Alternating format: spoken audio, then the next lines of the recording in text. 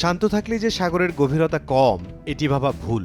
এমনই এক সাগরের নাম ক্যাসপিয়ান সি, যার রাজা ভ্লাদিমির পুতিন। তার সাথে আছে ইরান, যে সাগর পথ ধরে রাশিয়া থেকে ইরানে যায় ড্রোন, মিসাইল। আবার ইরানও প্রতিদান দেয় রাশিয়াকে। এই সাগরের সাথে কোনো মহাসাগরের সরাসরি কোনো সংযোগও নেই। রাশিয়ার আর ইরানের তা প্রয়োজনও নেই। অবাক করা বিষয় হলো, এই নিস্তব্ধতার আড়ালে চলছে এক জটিল ভূরাজনীতি, যার উপর ভিত্তি করে গড়ে উঠেছে এক নীরব সাপ্লাই রুট, যেখানে রাশিয়া ও ইরান নিজেদের কৌশলগত স্বার্থ এগিয়ে নিচ্ছে বিশ্বের চোখ ফাঁকি দিয়ে। এটি শুধু একটি সাগর নয়, বরং আজকের রাজনীতিতে এটি হয়ে উঠেছে রাশিয়া ও ইরানের মধ্যে এক গুরুত্বপূর্ণ সাইলেন্ট সাপ্লাই করিডোর। সেখানে নিয়মিত চলাচল করছে কার্গো জাহাজ, তেলবাহী ট্যাঙ্কার, এমনকি সামরিক সরঞ্জামও। ক্যাসপিয়ান সাগর পৃথিবীর সবচেয়ে বড় বন্ধ অভ্যন্তরীণ জলভাগ, অর্থাৎ এটি চারদিকে স্থলভাগ দিয়ে ঘেরা একটি বিশাল পানির ভাণ্ডার, যার কোনো সরাসরি সংযোগ বিশ্বের কোনো মহাসাগরের সাথে নেই। এই কারণে একে সাগর বলা হলেও আসলে এটি কোনো খোলা সাগরের অংশ নয়। ভৌগোলিকভাবে এটি একটি বিচ্ছিন্ন জলাধার। এই সাগরের তীরে রয়েছে মোট 5টি দেশ: Russia, Kazakhstan, Turkmenistan, Azerbaijan, Iran. অর্থাৎ এই সাগরটি একেবারেই একটি রিজিওনাল জোন, যেখানে বাইরের কোনো দেশের সরাসরি ভৌগোলিক প্রবেশাধিকার নেই। এটাই এর কৌশলগত গুরুত্বের মূল ভিত্তি। ক্যাসপিয়ান সাগরের সবচেয়ে মজার বিষয় হলো, ক্যাসপিয়ান সিকে বাইরে থেকে দেখলে মনে হয় এটা একদম বন্ধ, কারণ এর সঙ্গে কোনো মহাসাগরের সরাসরি সংযোগ নেই। কিন্তু বাস্তবে এটি পুরোপুরি বিচ্ছিন্ন নয়, বরং ঘুরপথে বাইরের বিশ্বের সঙ্গে যুক্ত। আরেকটু মাথা খাটিয়ে বোঝা যাক। ক্যাসপিয়ান সাগর থেকে জাহাজ প্রথমে ভোলগা নদীতে ওঠে, সেখান থেকে ভোলগা ডন খাল পেরিয়ে ব্ল্যাক সিতে প্রবেশ করে, আর সেখান থেকেই খুলে যায় বিশ্ব সমুদ্র পথের দরজা। তবে এখানে সবচেয়ে গুরুত্বপূর্ণ বিষয় হলো, এই পুরো পথটাই রাশিয়ার নিয়ন্ত্রণে। তাই কোন জাহাজ যাবে, কি পণ্য যাবে, সবকিছুই রাশিয়ার অনুমতির উপর নির্ভর করে। এ কারণেই এই পথটি শুধু একটি ভৌগোলিক সংযোগ নয়, বরং একটি গুরুত্বপূর্ণ স্ট্র্যাটেজিক গেটওয়ে।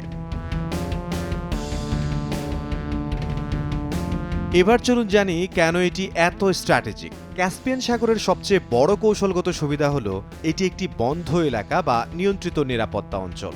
এই সাগরের চারপাশে শুধু 5টি দেশ রয়েছে, তাই এখানে বাইরের কোনো শক্তিশালী নৌবাহিনী যেমন নেটো সরাসরি ঢুকতে পারে না, কারণ এই সাগরের সাথে বিশ্বের কোনো খোলা মহাসাগর বা আন্তর্জাতিক সমুদ্রপথের সরাসরি সংযোগ নেই।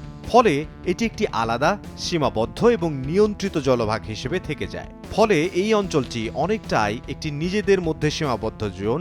এই কারণেই রাশিয়া ও ইরান এখানে তুলনামূলকভাবে বেশি স্বাধীনভাবে চলাচল ও কার্যক্রম পরিচালনা করতে পারে। সহজভাবে বললে, ক্যাসপিয়ান সাগর এমন একটি জায়গা যেখানে বাইরের শক্তিগুলো সহজে ঢুকতে পারে না, আর ভেতরের দেশগুলো নিজেদের মতো করে খেলা চালাতে পারে। বর্তমান ভূ রাজনীতিতে রাশিয়া ও ইরান দুই দেশই পশ্চিমা নিষেধাজ্ঞার মুখে। ফলে তারা বিকল্প সাপ্লাই রুট তৈরি করেছে, যার একটি হলো ক্যাসপিয়ান সাগর। অভিযোগ রয়েছে, রাশিয়া ইরান থেকে ড্রোন ও সামরিক প্রযুক্তি পায়, ইরান রাশিয়ার কাছ থেকে অস্ত্র ও অন্যান্য সরঞ্জাম পায়। এই আদান প্রদানে ক্যাসপিয়ান সাগর একটি গুরুত্বপূর্ণ রুট হিসেবে ব্যবহৃত হয়। ক্যাসপিয়ান সি এখন শুধু একটি বিচ্ছিন্ন জলভাগ নয়, এটি একটি বড় আন্তর্জাতিক বাণিজ্য রুটের গুরুত্বপূর্ণ অংশ। এই রুটের নাম international north south transport corridor. এই করিডোরের মূল উদ্দেশ্য হলো 3টি বড় দেশকে দ্রুত ও কম খরচে সংযুক্ত করা। দেশ 3টি হলো ইন্ডিয়া, ইরান এবং রাশিয়া। এই পথ ব্যবহার করে পণ্য পরিবহন সহজ হয় এবং সময়ও অনেক কম লাগে। এই রুট শুধু এই 3 দেশেই সীমাবদ্ধ নয়, এটি ধীরে ধীরে ইউরোপের বাজারের সঙ্গেও যুক্ত হচ্ছে। ফলে দক্ষিণ এশিয়া, মধ্যপ্রাচ্য এবং রাশিয়ার মধ্যে একটি নতুন বাণিজ্য সেতু তৈরি হচ্ছে।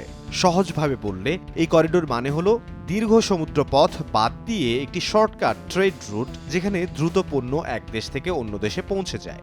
এই কারণেই ক্যাসপিয়ান সাগর এখন শুধু সামরিক বা কৌশলগত জায়গা নয়, বরং একটি গুরুত্বপূর্ণ অর্থনৈতিক হাব হিসেবেও গুরুত্ব পাচ্ছে।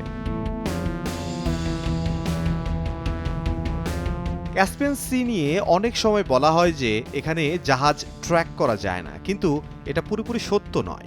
আসল ব্যাপার হলো এই সাগরে আন্তর্জাতিক নজরদারি তুলনামূলকভাবে কম, কারণ এখানে বাইরের বড় নৌবাহিনী বা বৈশ্বিক সামুদ্রিক সংস্থার সরাসরি উপস্থিতি নেই। তবে অনেক জাহাজ আবার চলাচলের সময় তাদের ট্র্যাকিং সিস্টেম অর্থাৎ AIS অটোমেটিক আইডেন্টিফিকেশন সিস্টেম বন্ধ রাখে।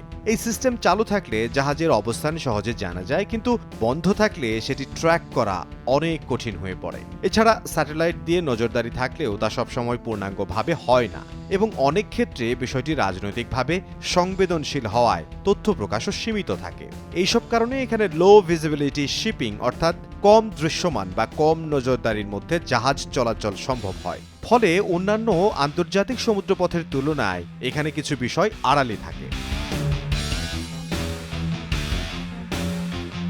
ক্যাসপিয়ান সাগরের গুরুত্ব ভবিষ্যতে আরও বাড়বে বলে অনেক বিশ্লেষক মনে করেন, কারণ রাশিয়া এবং ইরানের সম্পর্ক যত গভীর হবে এই জলপথ তত বেশি কৌশলগতভাবে গুরুত্বপূর্ণ হয়ে উঠবে।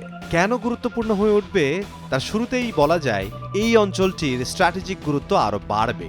দুদেশের মধ্যে বাণিজ্য ও নিরাপত্তা সহযোগিতা বাড়লে ক্যাসপিয়ান সাগর তাদের জন্য আরও গুরুত্বপূর্ণ একটি অভ্যন্তরীণ যোগাযোগ ও সাপ্লাই রুট হয়ে উঠবে। আর দ্বিতীয়ত, পশ্চিমা নজরদারি বাড়তে পারে। এই অঞ্চলের গুরুত্ব বেড়ে গেলে স্যাটেলাইট নজরদারি এবং গোয়েন্দা কার্যক্রমও বাড়ানোর চেষ্টা হতে পারে, যাতে চলাচল ও বাণিজ্যিক কার্যক্রমের ওপর আরও তথ্য সংগ্রহ করা যায়। আর তৃতীয়ত, বাণিজ্যিক করিডোর হিসেবে এর বিস্তার ঘটতে পারে। বিশেষ করে international north south transport corridor যদি আরও শক্তিশালী হয়, তাহলে এটি দক্ষিণ এশিয়া, মধ্যপ্রাচ্য এবং ইউরোপের মধ্যে একটি বড় বৈশ্বিক ট্রেড রুটে পরিণত হতে পারে।